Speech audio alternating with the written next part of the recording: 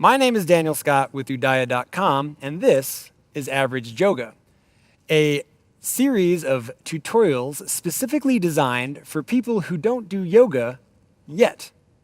Take what you want, leave what you don't, go at your own pace, and learn to build your practice from the ground up. Yoga squats, chair, and Malasana. There is nothing more groan-inducing, by and large, in a yoga class when a teacher goes, all right, chair pose, or squat, yoga squat. Just across the world, everyone just like, ugh. A well-timed squat can either be a blessing or a nightmare, depending on how you feel about being in squats. So we're going to work at breaking down both of these poses, first chair and then Malasana, the yogi squat, in a way that can work for your body and not against it. Props, you might want to make sure you have something that looks not unlike a yoga block. Could be a big book or some sort of cinder block or whatever works for you. Make sure you're comfortable moving it around because you'll like it nearby. So, chair pose. I'm going to break it down real easy for you, and you can tell them. If anyone tells you that you're wrong, you just tell them Daniel Scott said it's okay. A lot of times people are going to tell you to bring your toes together, your heels apart, come into a chair pose. Feet parallel, hip distance apart. Oh man, I can just get ready for a little bit of a fight with the teacher who doesn't like being told what they should be doing differently. What works for you might not work for everyone else, so try everything. Me personally, I like feet parallel because it allows my knees to track over my toes when I bend. A lot of times when I'm trying to squeeze my legs together, I'm worried more about how my thighs have to work towards each other.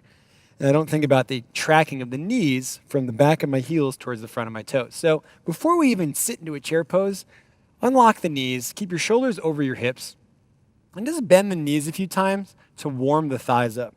And as you do that, look down, and you see the knees like to track in line with the toes. So just before you do anything else, bend the knees a few times like this, turn the feet out, bend the knees that way, and notice as the feet turn out, you actually have to think about the thighs slightly opening up as the knees bend, right? So when you start directing the flow of your thighs energy with where the toes are pointing, it's going to help you use all of the muscles in the thighs to find more support as you break the line of the bones and start dropping weight from the shoulders, hips, through the legs, through the knees, into the feet. Straighten the legs, come back to standing. Take a look at your toes.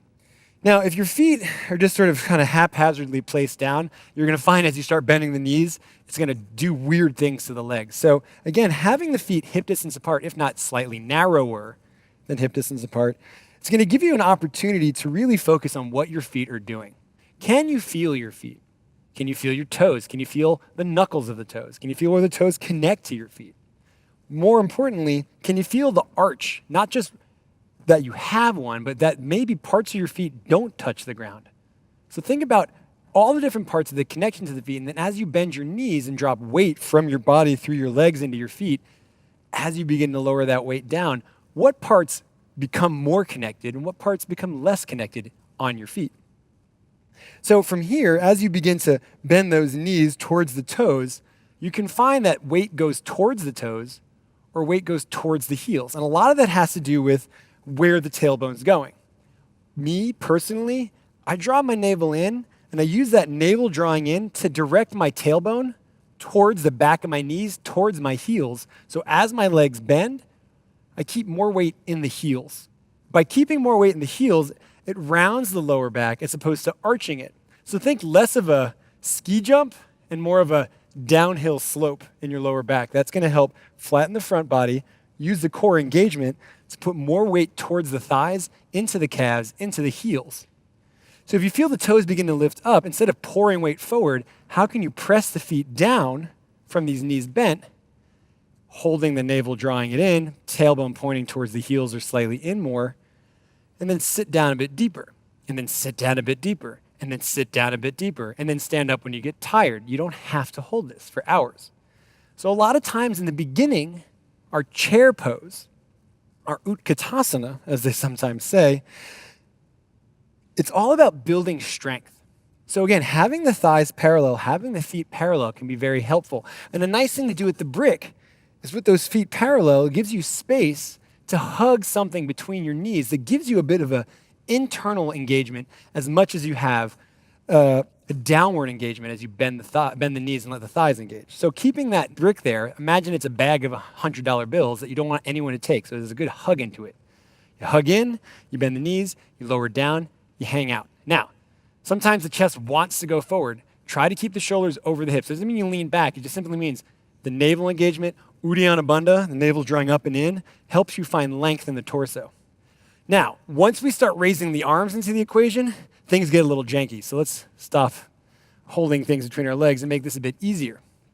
Now, if you raise your arms normally and your body starts to open up, you see as the arms raise up, you have tight shoulders. This happens. The chest opens, the back arches. So don't think about arms having to go directly up. Take the arms forward and up until it gets to a point where you feel the body starting to follow the arms. So for me, let's say my arms are somewhat tight. I get to about here before my chest wants to open. So do that in your chair pose. Set the feet parallel, bend the knees, navel engages, tailbone starts to slowly curve in, lower down halfway, 3/4, 1/4, whatever feels right, as long as you feel weight in the heels towards the toes. And then begin to raise the arms forward, keeping the navel drawn in and raise the arms up. And when you get to a point where you feel the chest wants to open up, lower it 1/2 inch, and then hang out. Chair pose. Look down for a moment. Can you see your toes? No? Good. If you pull the knees back slightly, you might stick your butt out. So keep the navel drawn in. If you can just barely see your toes, you're in a good position. Now, if you can't feel any weight in the front of your foot, try to pour weight there and move it back. If you find yourself falling, just reconnect. Remember, you don't need to use your arms, but if you do different variations, you might find different things going on in your body. Come back to standing. What do you do with your eyes? Well, think about it this way. When you raise your chin, the back of the neck arches, tailbone tends to follow it. When you lower the chin, tailbone tucks. So if you keep that Jalandhara Bandha, right, as you go in, just not a huge one, but just a tiny one, like you're holding a hand grenade or a grapefruit under the chin, you're going to find it's going to help you fill in the torso, fill in the lower back, and put more weight in towards the feet.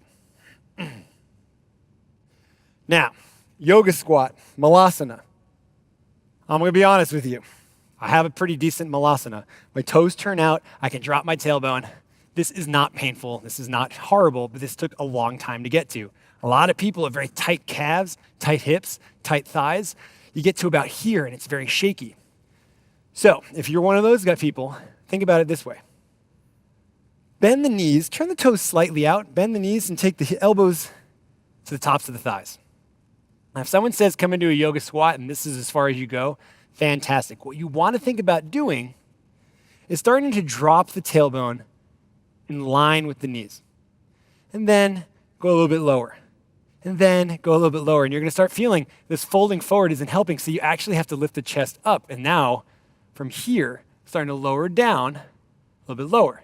Now, if this is way too much, one of the nice things about these bricks, you can sit on them, and you can think about your alignment a bit differently.